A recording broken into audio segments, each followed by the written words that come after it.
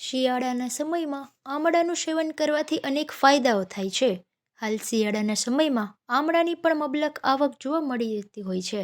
આયુર્વેદની દ્રષ્ટિએ આમળા ડાયાબિટીસ સહિતના અનેક રોગમાં ફાયદાકારક જોવા મળે છે. આમળાને આયુર્વેદમાં અમૃત ફળ તરીકે કહેવામાં આવ્યું છે. દરેક શાકભાજી અને ફળોના ગુણોની ખાસ વિશેષતા હોય છે.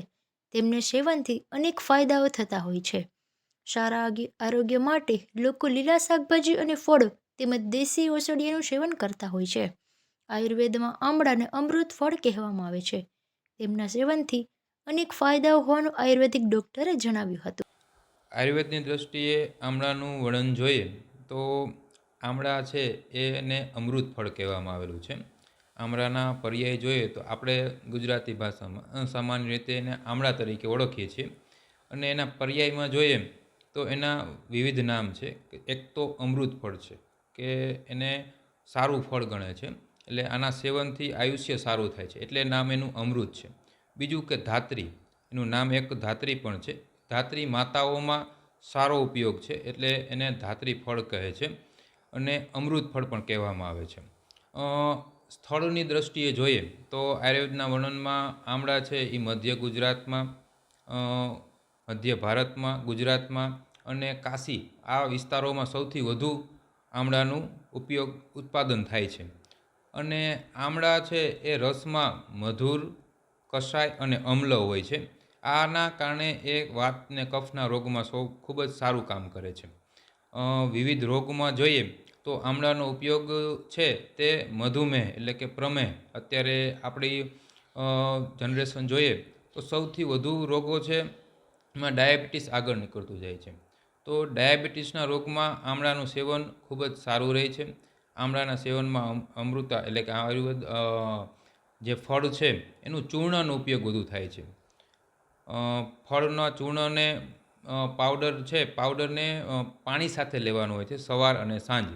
અને હરસનો રોગ હોય તો હરસના રોગમાં આમળાનું પાવડર છે તે દહીં હોય એના તર સાથે લેવાનો હોય છે. મૂત્ર રોગ કે મૂત્ર રોગમાં એટલે કે મૂત્ર રોગ વારંવાર જવું પડતું હોય, અટકીને પેશાબ આવતું હોય તો તેમાં પણ પાવડરનો ઉપયોગ છે એ પાણી સાથે એક ચમચી સવાર સાંજ લેવાનો હોય છે. બીજું છે કે આની વિવિધ કલ્પનાઓ, કલ્પના એટલે કે કઈ રીતે ઉપયોગ થઈ શકે. તો એક છે એ આમળાનું ચૂર્ણ, કે ચૂર્ણ છે એ સવાર સાંજ પાણી સાથે મિક્સ કરીને પીવાનું હોય છે. બીજું છે કે આમળાનો સ્વરસ, તો આમળાનો સ્વરસ છે એ મધ અને ઘી સાથે મિક્સ કરીને પણ લઈ શકાય છે, જેનો પણ વિવિધ રોગોમાં ઉપયોગ થાય છે. અને પ્રક્ષાલન તરીકે, પ્રક્ષાલન એટલે કે આમળાનું પાવડર છે એને 1 થી 2 ચમચી જેટલો પાવડર અને પલાળી રાખવાનો હોય છે 4 થી 5 કલાક સુધી. જો ખોળો રહેતો હોય તો એ પલાળેલો પાવડર છે એને વસ્ત્રથી ગાળી લેવું જોઈએ. વસ્ત્રથી ગાળી અને પછી એનો શેમ્પૂ કે આપણે હેર વોશ કરીએ પછી આ પાવડરવાળું પાણી છે તેનો માથું ધોવામાં ઉપયોગ કરવો જોઈએ. ખોળો ખરતા વાળ હોય તેમાં અને વધુ પડતા ખરતા વાળ હોય તેમાં પણ સારો ઉપયોગ થાય છે. શિયાળાના સમયમાં આમળાની આવક સૌથી વધારે થાય છે. આમળાના સેવનથી ખાસ કરીને ડાયાબિટીસ, હરસ અને મૂત્રરોગ તેમજ માથામાં થતા ખોડો દૂર કરવા માટે તેમનો ઉપયોગ કરવામાં આવે છે.